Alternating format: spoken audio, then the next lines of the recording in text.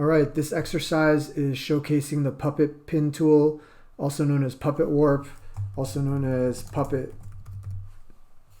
just plain puppet. Okay, make sure you are ready to use the letter U to show keyframes on any attribute. And then there's a key in the upper left-hand corner of your keyboard right underneath the escape key. Looks like a little squiggle. It's called tilde. And this key will let you maximize and minimize any window that you select. And first you have to make sure that that window is highlighted with a blue outline. And then when you hit tilde, it'll maximize any window. Okay, really useful. Specifically, we'll be maximizing the composition window in order to see a whole spreadsheet view of keyframes. All right, this seagull image has been cut out. It's a PNG. It's transparent in the background. And that's really important for using Puppet Warp, because once you start warping pixels, it's not going to look good if the background has clouds or any kind of details, because those pixels will get warped as well. So check it out. I'm highlighting the seagull, activating the puppet tool, and I know that the bird wing is that's what's going to be moving. So look at where I'm putting these pins. Okay, now I'm aware that this is a wing, it's not an arm, but I'm going to refer to these areas that I've clicked as the wrist, elbow, and shoulder. Okay, those are the areas that are going to move. Now, if I start moving these areas, pay close attention to the tail, or pay close attention to other areas. Look at how the body's moving as I pull this pin up and down. That's because After Effects generates like a wire mesh, and when you move some of these points, it drags the whole mesh together as a solid object. Okay, there's a little bit of drop off in the position of the other areas of the mesh. So use the puppet pin tool to not only create your handles, but to literally lock down parts of the image that you don't want to get dragged around. So while I'm moving the wings, I don't want this bird's body to get dragged around. I don't want this beak to get stretched. I don't want his head to get stretched. I don't want his eye to move. Okay.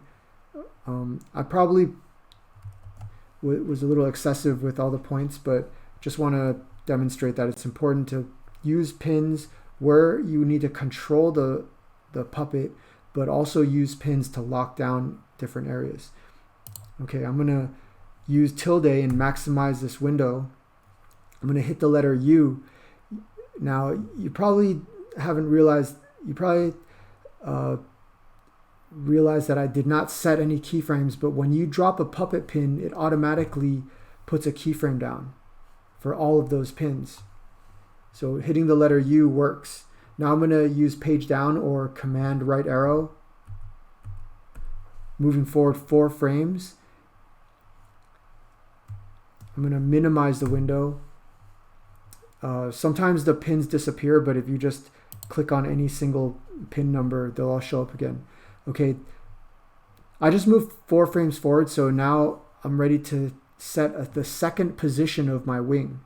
And I'm just going to bring the wings, bring the wrist down, bring the elbow down.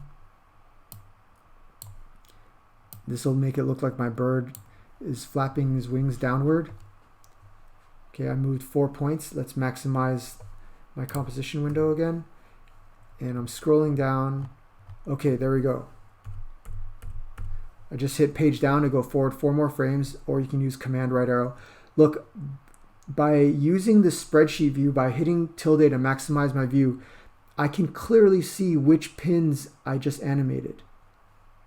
Okay, because of those, by moving the puppet pin, it automatically dropped keyframes. Now I can clearly see which keyframes I need to copy and paste to get back to that original wing position. Command C, Command V.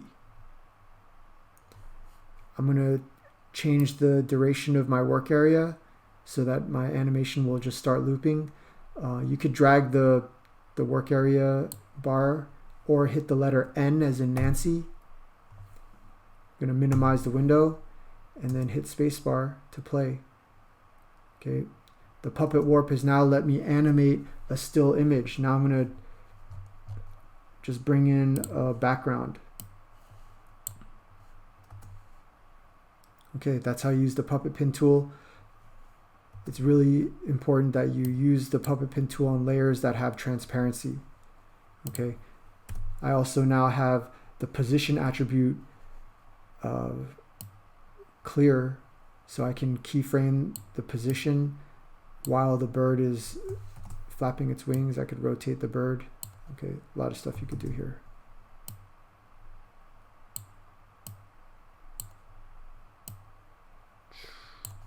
All right, try that out.